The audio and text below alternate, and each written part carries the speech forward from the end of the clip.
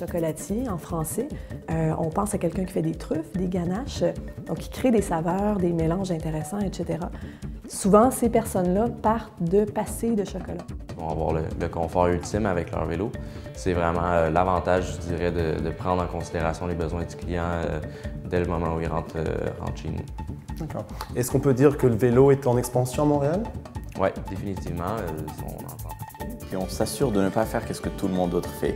On veut arriver et casser des frontières et arriver avec quelque chose de frais, de nouveau, que les gens vont être ouverts à adopter. Les critiques sont plutôt bonnes, les ventes satisfaisantes. Quelle est votre recette, tant d'un point de vue de la création que d'un point de vue marketing? Les ventes sont définitivement excellentes, les choses vont vraiment bien. Je pense que créativement parlant, il faut toujours reconnaître qu'on a une équipe incroyable ici. C'est vraiment savoir comment être un leader. Distribuer des légumes directs aux consommateurs. On est capable aussi de les livrer à nos points de chute avec moins de 15 $ d'essence par jour pour le transport.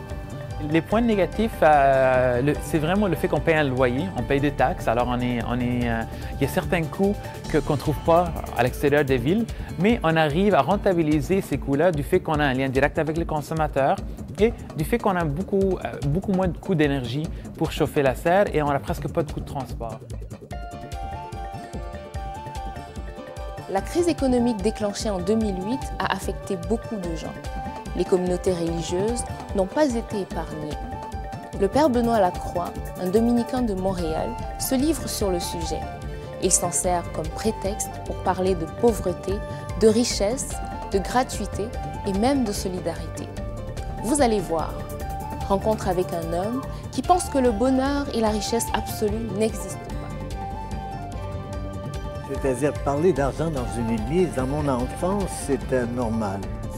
Aujourd'hui, ça me paraît un peu surprenant. Mais n'oubliez pas que l'Église apparaît comme étant vide. Et l'argent, lorsqu'on le désire, on va en avoir davantage.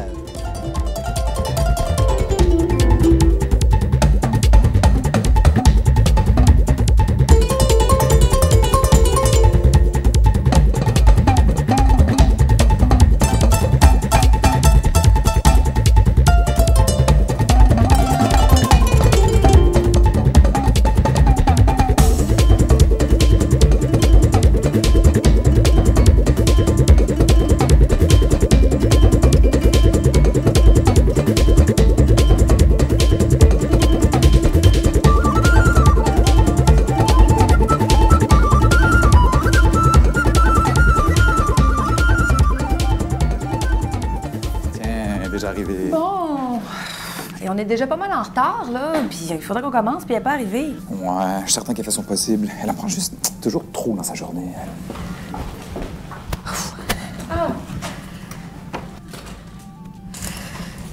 J'étais avec des gens très importants là, dans mon bureau, fait que j'espère que vous êtes prêts, parce que j'ai juste 5 minutes à vous consacrer aujourd'hui.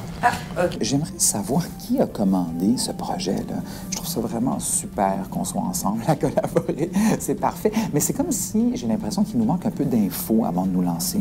C'est quoi leur budget, leurs échéances, leurs attentes, leurs besoins, en fait. Voyez-vous ce que je veux dire?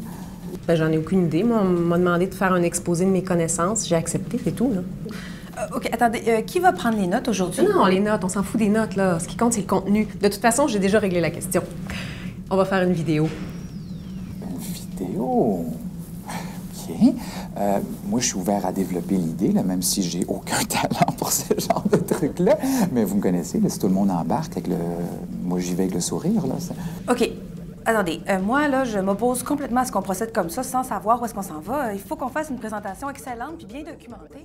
Quand je suis sorti du milieu des communications, le but, en fait, je me suis vraiment posé la question, qu'est-ce que je vais faire maintenant que je ne veux plus faire ça, j'ai plus d'entreprise, c'était fini. Alors, et je tenais vraiment à revenir à un travail manuel. Et à peu près au même moment, j'ai rencontré Hélène qui, elle, a une formation en art, en histoire de l'art, et évidemment intriguée par les tableaux que je faisais déjà, parce que dans le temps que j'avais une entreprise en communication, pour revenir à un travail manuel, puis m'amuser, puis je peignais le soir, la nuit. Et j'avais monté déjà des collections. de tableau à ce moment-là, mais pas du tout de façon professionnelle. Donc quand, en 2002-2003, j'ai eu ma première collection, où là j'ai vraiment fait un vernissage au Monument national, et Hélène m'assistait complètement dans le processus de diffusion de mon. J'ajouterais que avant qu'on choisisse d'ouvrir la galerie, on a quand même essayé de positionner André en galerie à Montréal. Puis on a essayé ça peut-être 4 mois, 4-5 mois. Puis ça ne fonctionnait pas comme on voulait, c'est sûr, parce que nous, on a une façon de faire les choses. Puis veut pas, en 8 ans, non moins que ça, 6 ans au Monument national et tout, on s'est bâti une clientèle, on s'est bâti un réseau de contacts, on s'est trouvé une façon. Être créatif, est-ce que ça a un âge? Être téméraire, est-ce que de vouloir participer personnellement à la création de quelque chose qui te tient à cœur, qui va faire que tu vibres, que tu vis?